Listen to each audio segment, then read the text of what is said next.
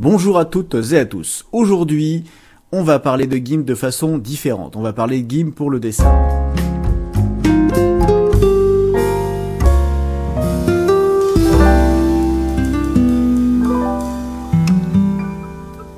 En introduction, déjà, la première chose, quels sont les logiciels qu'on peut utiliser pour le dessin? Il y en a une multitude.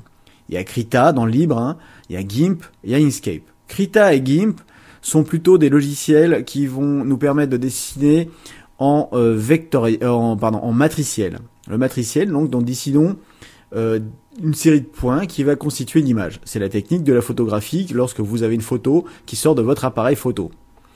Je vais pas m'étaler là-dessus. Vous allez avoir ici le lien pour pour la vidéo que j'avais faite en live expliquant la différence entre matriciel, enfin dans la présentation de GIMP, qui vous expliquait la technologie du matriciel et aussi les surfaces colorimétriques. Donc je vais pas m'étaler de nouveau sur cette présentation. Donc au niveau du dessin, il y a deux méthodes. Il y a le vectoriel, alors qui est intéressant pour faire du multi-support. Je m'explique, pardon. Vous avez un logo à faire. Ce logo, vous le voulez soit sur une carte de visite, soit sur un poster ou une bâche pour mettre, parce que votre entreprise fonctionne, vous faites, je sais pas moi, du bricolage ou peu importe, et vous voulez que votre logo soit le même, que ça soit sur une carte de visite ou sur une bâche. Mais vous n'avez pas envie de recommencer votre logo à chaque fois. Donc pour ça, il faut utiliser le vectoriel qui va vous recalculer systématiquement en fonction de la taille, sans perte et dégradation du dessin. Maintenant, vous avez le matriciel qui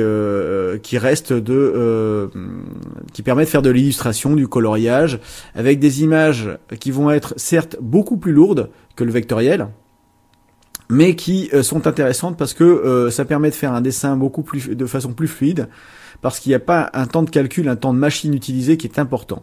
Le vectoriel va avoir des images d'une taille ridicule, de quelques kilos. Par contre, pour vous les calculer, dès que vous allez avoir un dégradé, des courbes et autres, il va lancer tout un processus au niveau du processeur pour recalculer cette image, parce que ce ne sont pas une image lue point par point, tout simplement, mais ça va être un calcul mathématique qui va être réalisé par je simplifie, par l'ordinateur. Donc ça va être, dès qu'on va avoir des images complexes, le vectoriel va faire ramer votre machine, sauf si vous avez une excellente bécane, ce qui n'est pas mon cas.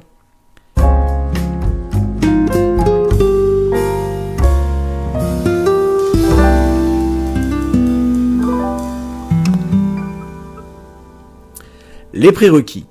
Pour les prérequis, il va vous falloir une tablette graphique. Alors, je précise ici que je ne fais pas de placement de produit, je ne touche rien, il n'y a pas de pub ni quoi que ce soit.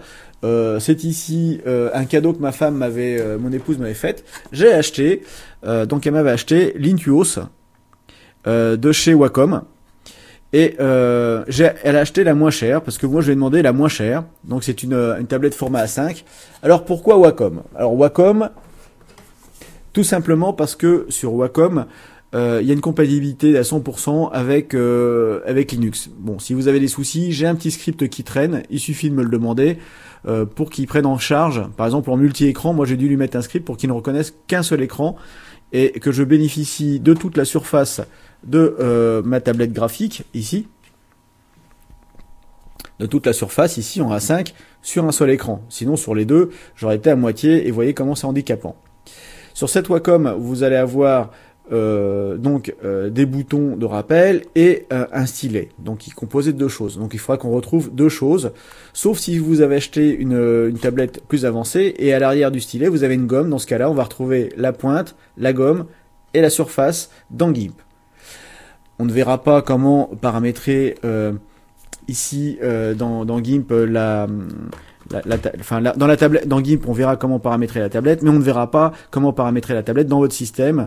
Ça, je m'amuserai pas à le faire. Je l'ai fait sous Linux. Sous Windows, je crois que c'est tout simplement on branche, on met le petit CD et ça démarre. Et puis voilà. Sous Macintosh, je ne connais pas.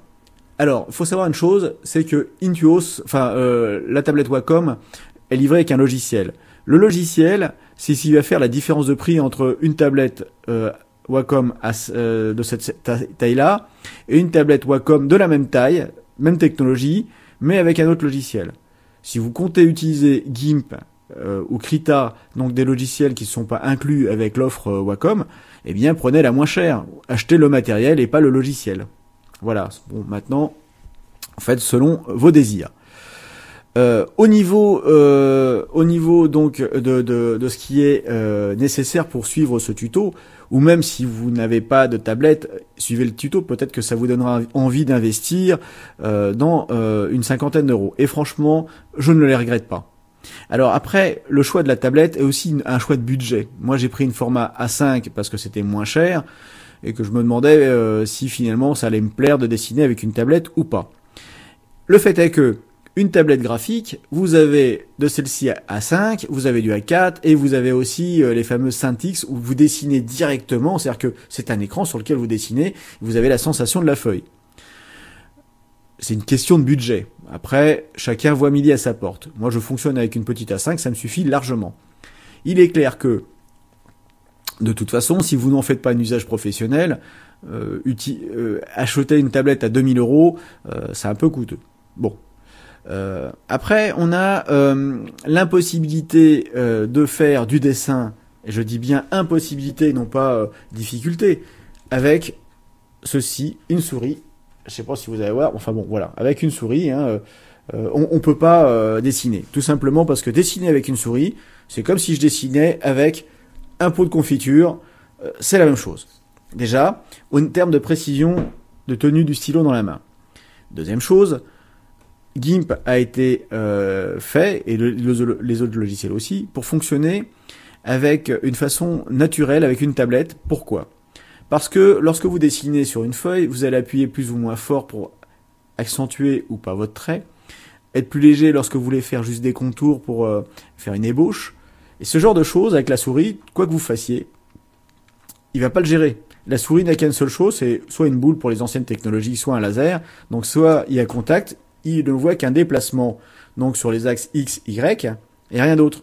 Alors que sur la tablette, vous avez ici une surface, et que sur cette surface, vous avez ce qu'on appelle une résolution. Vous allez voir sur la technologie, il va vous dire il y a X points de résolution, donc ça va être le nombre de dpi, et vous allez avoir, alors généralement, vous inquiétez pas, vous en avez largement plus que vous allez en utiliser sur les logiciels.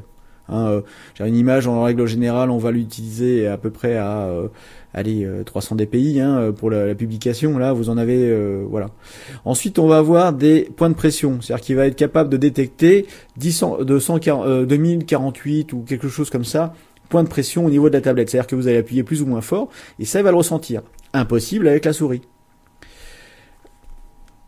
Et finalement, quand on dessine, quand vous avez ceci à la main et que vous pouvez dessiner, écoutez, c'est d'un grand confort. Alors vous avez des modèles plus évolués. Moi j'ai vraiment le bas de gamme du bas de gamme, juste avec deux boutons ici. Les boutons ici, je les ai même pas paramétrés, ça m'intéresse pas parce que j'utilise le contrôle et autres de mon clavier. Mais vous avez ça c'est un petit regret que c'est que j'ai pas pris avec un stylo ici, avec une gomme, parce que en fait vous dessinez et lorsque vous avez une erreur, vous retournez et vous gommez. Alors moi j'ai pas pris cette option parce que comme je vous avais dit, je voulais pas trop investir dans une tablette, je ne savais pas trop ce que j'allais faire avec. J'avais commencé le dessin sur papier, puis ma femme m'a incité à le faire sur ordinateur. J'ai voulu essayer, puis voilà. Puis c'est vrai que la gomme manque. Mais ceci dit, si vous n'avez pas de gomme, vous allez voir, moi j'utilise tout simplement la fonction gomme qui est dans GIMP pour gommer, et puis je reviens à mon crayon. Ça fait une manœuvre de plus au lieu de retourner son crayon, mais bon. C'est une autre façon de faire, et puis, ma foi, ça fonctionne. Dans ce que l'on va voir, j'ai un petit peu ébauché ce que l'on va voir donc dans ce tuto. Il y a la partie paramétrage donc de la tablette sous GIMP. Donc il y a aussi des petits problèmes qui sont inhérents au zoom. C'est-à-dire que si on active certaines fonctions de la tablette dans GIMP, eh bien on n'a plus accès au zoom à la molette avec lequel on est habitué. Alors j'ai cherché un moment pourquoi j'avais plus de zoom et j'ai fini par trouver. Mais je vous montrerai ça pour éviter ces petits pièges. Alors on verra aussi comment utiliser les palettes de couleurs, la différence entre la palette de couleurs et la palette indexée. On verra comment créer une palette de couleurs indexée. On verra également comment en générer une depuis une image, comment importer une palette, si vous avez trouvé une palette sur le net qui vous voulez. On va ensuite faire du paramétrage des brosses avec la pression, la création d'un modèle dynamique qui soit à votre main, enfin ou plutôt à la mienne puisque moi je l'ai fait pour moi. On va voir également les différents outils visuels qui sont utilisés pour le dessin dans GIMP. On peut également voir dans une partie une ébauche pour le vectoriel. Parce que dans GIMP, en fait, quand on utilise une fonction qu'on avait déjà vue en amont, on peut faire un peu de vectoriel. On peut le sauvegarder. Bon, c'est pas très intéressant, mais on peut. Donc on verra donc les techniques dans les différentes techniques, le brouillon, l'ancrage et l'exportation et coloriage vers Inkscape dans le vectoriel. Et puis on verra aussi la peinture uniquement sur GIMP avec les brushes et la peinture. Donc il y a ici, je dirais, j'ai mis en parallèle deux techniques. Pour la technologie, je vous invite à regarder la présentation en live de GIMP sur lequel j'ai fait le parallèle entre le vectoriel et le matriciel, et je vous parle également des surfaces colorimétriques RGB, RGBS pour avoir une meilleure compréhension si vous le souhaitez. C'est pas obligatoire pour suivre ce tuto, mais néanmoins ça peut être intéressant pour vous. Voilà, eh bien il ne reste plus maintenant qu'à commencer à rentrer dans le vif du sujet dans ce tuto. À très bientôt. Ou plutôt à tout de suite.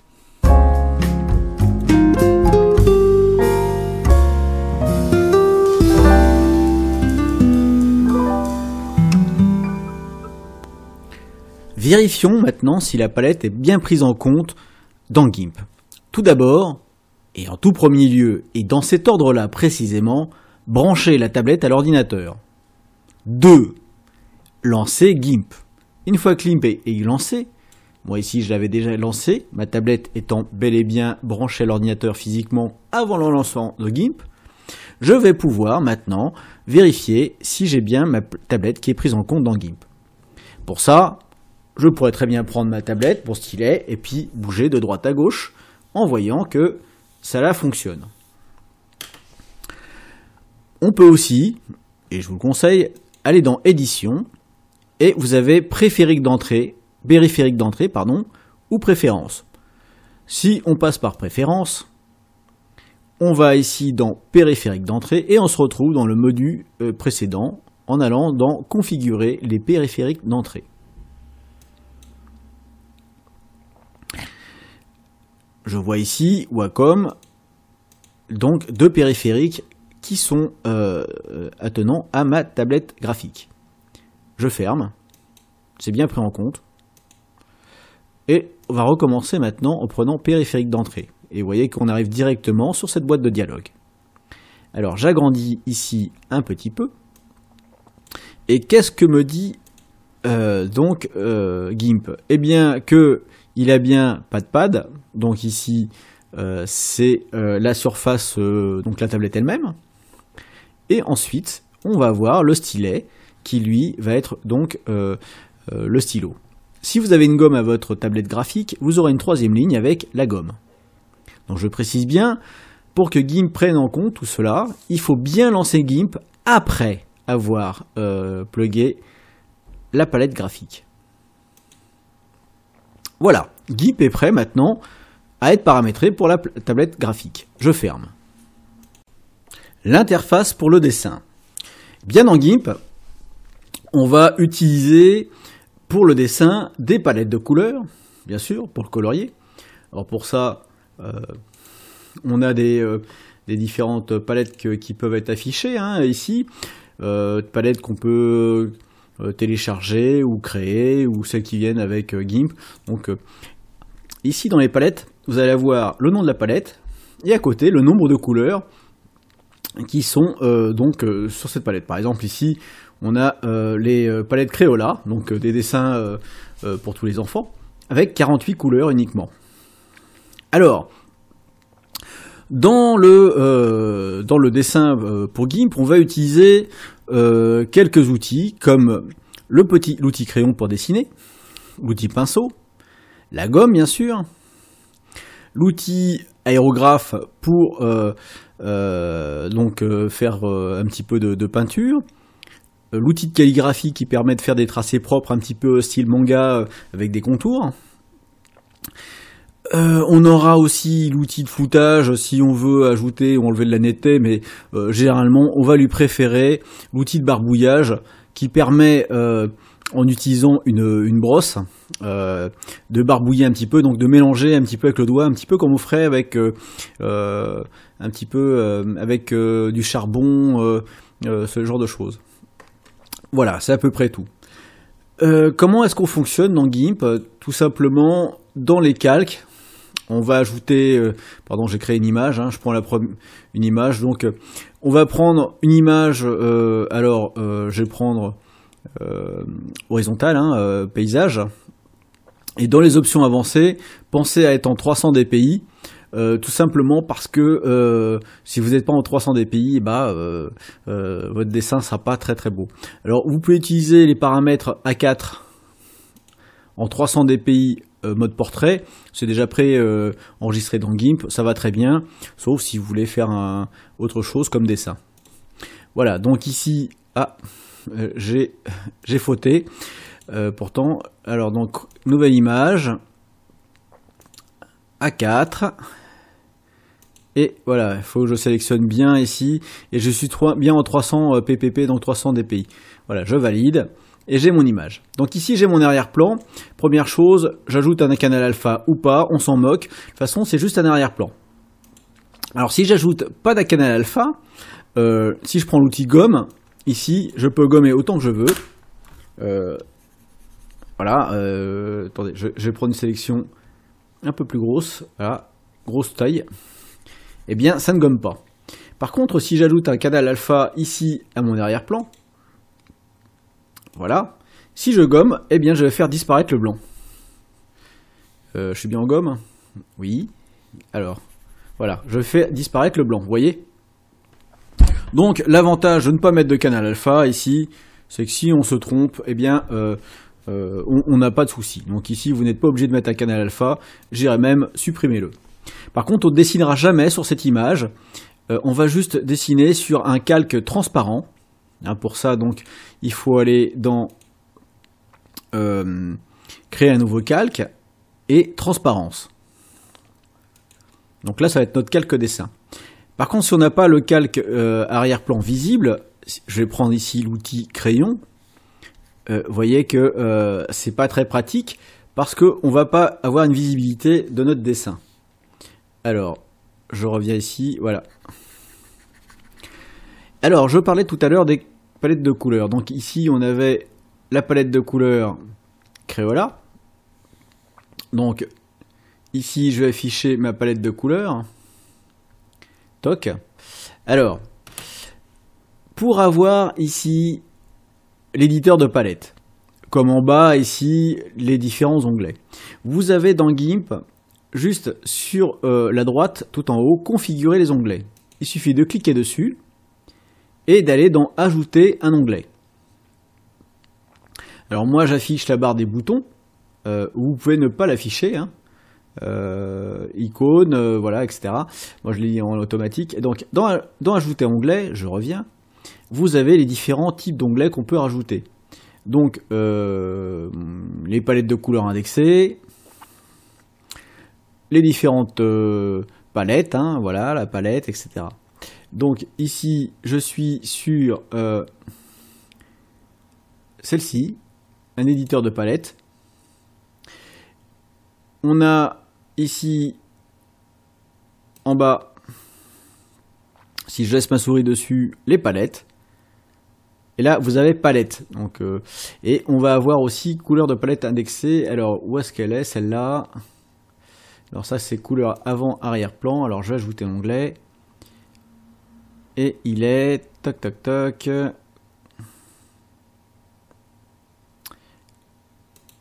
Voilà, couleur de palette indexée. Donc les couleurs de palette indexée, c'est la même qu'ici, vous voyez. ça va être les palettes qu'on va mettre dessus ou pas. Alors si par exemple je ne veux pas de cette palette, on clique dessus, on la glisse au milieu, hop, on clique sur la croix, fin de l'histoire.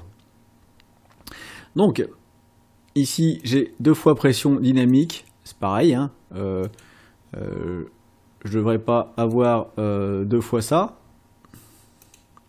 Donc je prends tout simplement ma dynamique ici et je supprime et voilà. Donc ça vous permet comme ça de faire le ménage et d'agencer GIMP à votre guise. Revenons à nos moutons. Donc ici j'ai ma palette, hein, dans l'éditeur de palette, et quand je vais dessiner, tout simplement, donc j'ai ici mon crayon ou d'autres outils, je clique. Ah, sauf que là, ça m'en a fait une. Voilà, je clique, un peu moins violemment, et je vais pouvoir comme ça récupérer des couleurs et dessiner. Vous voyez donc ici, si je mets plusieurs couches, eh bien je finis par foncer. J'appuie doucement et j'appuie fort. Voilà. Et ça c'est possible seulement si vous avez donc une tablette graphique. À la souris, vous ne pouvez pas avoir ce type d'action. Voilà donc pour les couleurs et la différence qu'il y a avec GIMP et les différents outils.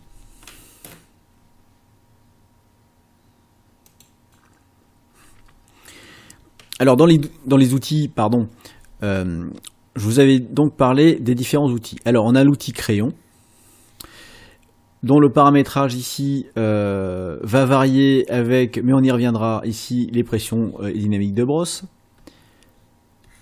L'outil pinceau, vous voyez qu'en utilisant la même couleur, il n'y a pas la même réaction. L'outil gomme, je rappelle que je suis toujours ici sur le calque de dessin, hein,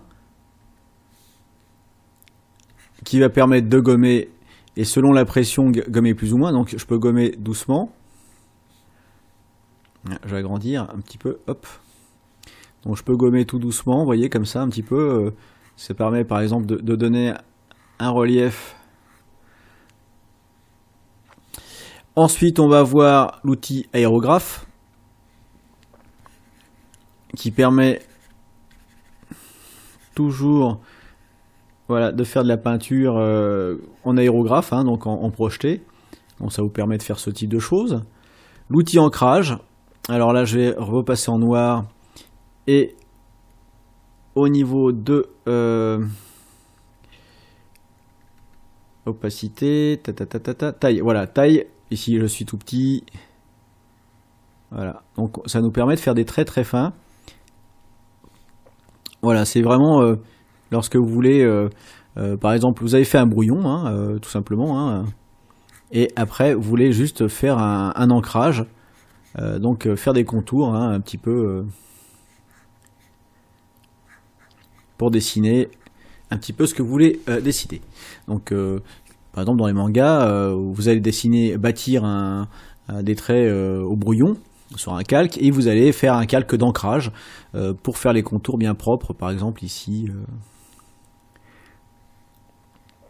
Bon, ça sert pas à grand chose que je fais, hein, voilà.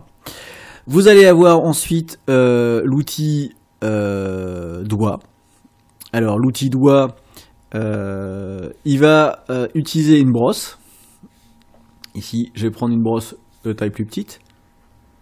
Et voilà ce qu'il fait. Donc il étale un peu la chose. Ce qui permet, par exemple, ici, lorsqu'on a 2 couleurs, de faire un petit peu un mélange de couleurs et de mélanger comme ça. Comme si vous aviez de la peinture ou de la craie, et puis vous frottiez un petit peu avec votre doigt. Eh bien, vous allez avoir la même chose ici.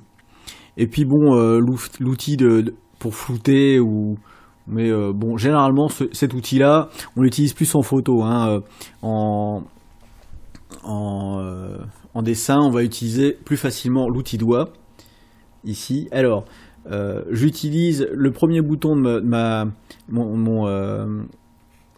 mon stylet ici pour justement pouvoir déplacer. Et le deuxième, c'est le menu contextuel, le bouton droit de la souris. Donc après, à vous de voir comment vous les fonctionnez. Mais moi, j'aime bien avoir ici le premier bouton pour déplacer un peu, pour être dans les détails. Par exemple, pour revenir ici sur l'ancrage, ça me permet, moi, par exemple, d'être un peu plus précis ici avec mon ancrage, en zoomant, hop, et en déplaçant mon dessin. Alors, Krita a quelque chose de plus que n'a pas GIMP, par exemple, qui est tout simplement la possibilité de pivoter la feuille au lieu de pivoter votre tablette pour dessiner. Bon, alors GIMP ne l'a pas, mais ceci dit, vous voyez, on arrive quand même à dessiner. Moi, j'incline légèrement la tablette pour cela. Donc, et en appuyant plus ou moins fort, vous voyez, on arrive à quand même, avec l'outil d'ancrage, à donner une sensation de, voilà, de fluidité. Et tout ça, ça se fait parce que on a paramétré ici dans notre brosse. On a paramétré ici dans notre brosse différentes choses. Donc ici, vous avez dans l'ancrage, vous avez forme carré, forme losange. Voilà, donc après on peut voir différentes choses. Donc voilà un petit peu pour faire le tour de l'interface au niveau dessin. Au niveau dessin.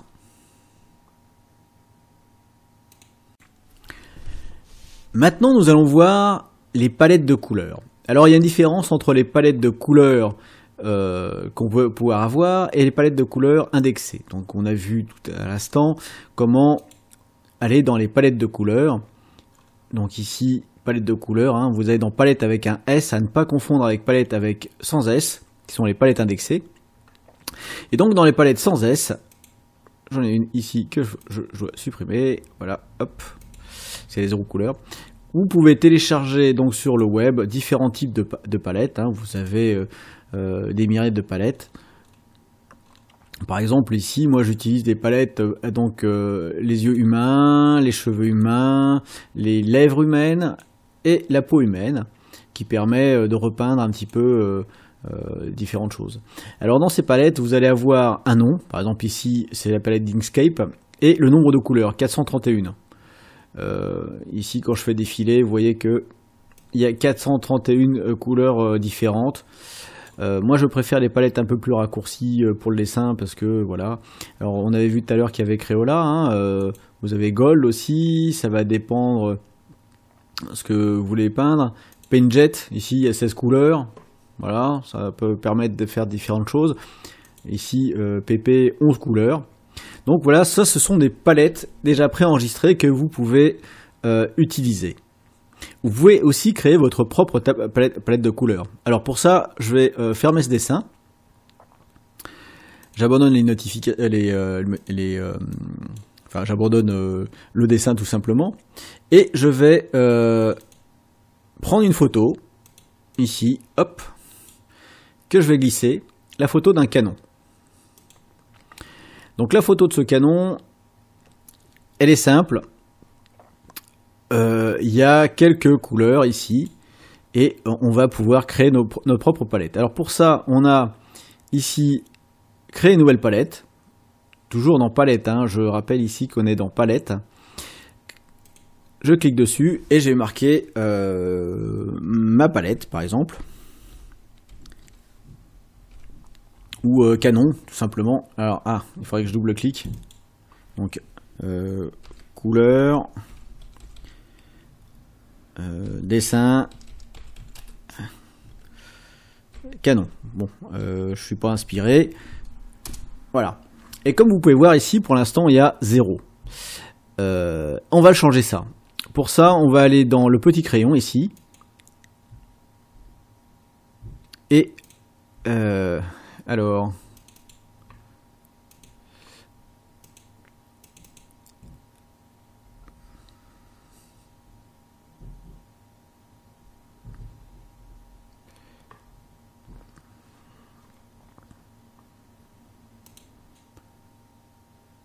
donc on va ici dans le, on va cliquer ici et avec le petit crayon, on va cliquer et on va chercher avec l'outil pipette. Pardon, ici l'outil pipette, et je vais chercher des couleurs qui m'intéressent. Donc par exemple ici, un gris. Voilà, ici vous avez vu, il a pris un gris tout de suite. Je vais chercher un gris plus foncé. Ensuite, je vais aller chercher cette couleur un peu grise là. Un ton ocre. Le ton rouille au soleil.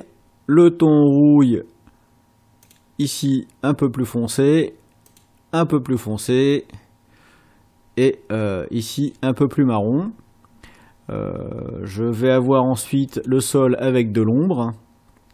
Quoique c'est pas vraiment nécessaire. Ici un petit peu de tache blanche. Le bleu ici. Et un peu turquoise, et ici le bleu un peu plus foncé. Alors, on va dire que j'ai à peu près toutes mes nuances au niveau de la palette. Donc ici, j'ai créé ma palette avec mes 12 couleurs, et je me dis que 12 couleurs, c'est suffisant pour moi pour dessiner. Alors je peux peut-être encore reprendre ici, voilà, je ferme. Donc j'ai créé ici ma palette avec ces 12 couleurs. Alors cette palette, si moi je veux vous la donner, il suffit que je fasse un clic droit, et je peux faire différentes actions, donc modifier, créer une nouvelle palette, donc ça en crée une nouvelle, importer une palette, donc si je veux ajouter une palette, par exemple ici, de quelque part, hein, donc ici je vais lui donner un nom, et surtout, voilà, je peux aussi importer une nouvelle palette de l'image. Voilà, image importée, voilà, ici. Donc je peux dire combien de couleurs je veux. Là, il y a 256 couleurs. Si je veux importer de cette image, on va prendre par exemple, allez, moi j'avais dit combien? 12. Allez, 12 couleurs, ça me va bien. Et 12, allez, ça va faire, voilà.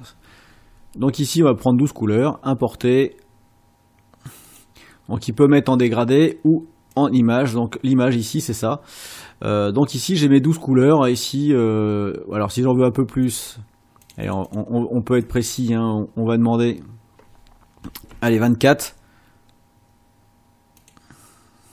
Voilà, donc ici il va me mettre surtout des nuances de bleu, hein, vous voyez, mais bon, moi ça m'intéresse pas parce que je vais avoir trop de nuances. Moi je veux faire mon truc avec mon petit canon, mon petit dessin, parce que sinon ça reviendrait à reprendre la photo et recommencer.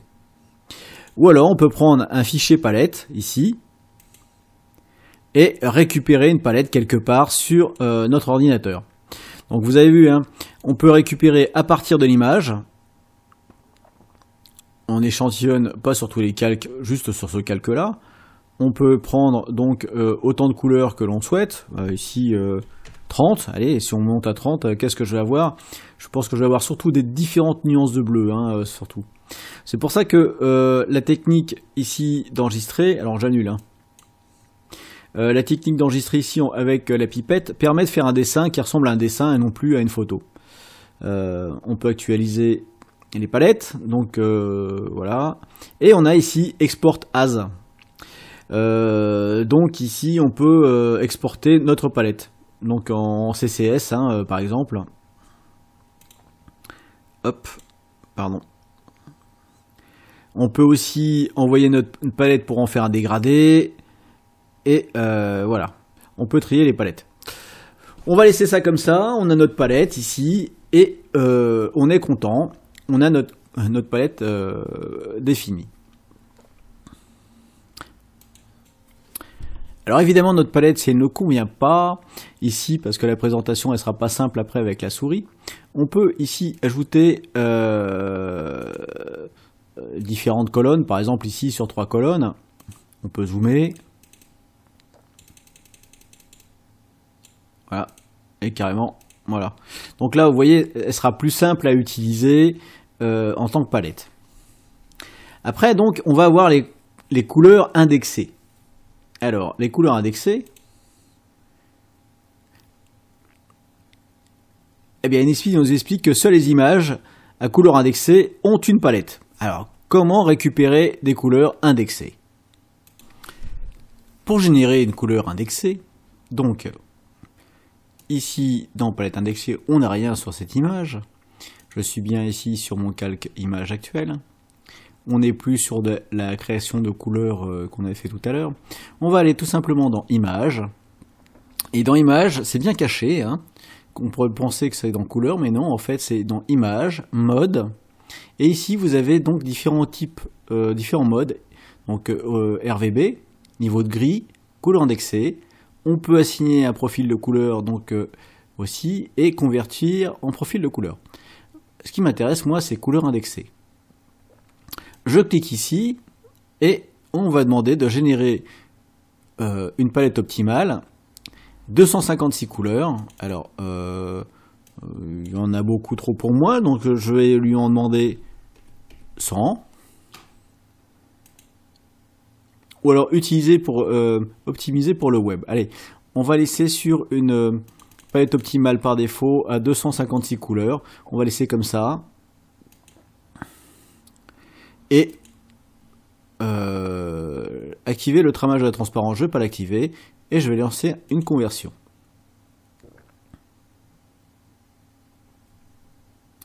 Donc là, ça m'a créé ici une palette de couleurs indexée, comme vous pouvez voir. Donc ici, je vais avoir énormément de couleurs, et je vais pouvoir aussi utiliser cette palette maintenant. Voilà, donc je vais pouvoir utiliser la palette indexée pour repeindre, si par exemple je voulais repeindre ce canon avec toutes les nuances que ça représente. Évidemment, j'ai pris 256 couleurs, c'est énorme, j'aurais pu en prendre beaucoup moins. Voilà comment générer une palette de couleurs indexées à partir d'une image, d'une photo, d'un portrait, de ce que vous voulez. Donc vous aurez compris que la couleur indexée, c'est une couleur qui est répertoriée sur une photo, qui est récupérée par GIMP, alors que la palette de couleurs, ici, c'est une palette de couleurs qu'on peut créer manuellement ou récupérer sur le web afin de la télécharger dans GIMP. Vous voyez qu'ici, il nous a généré une couleur indexée, ici, donc carte de couleur de l'image numéro 8, qui est donc la palette de couleurs de 256 couleurs qui a été générée maintenant, que l'on retrouve ici tout simplement dans dans nos couleurs, hein, dans nos chartes de couleurs ici, dans palette avec un S. Donc automatiquement ça a été mis là-dedans.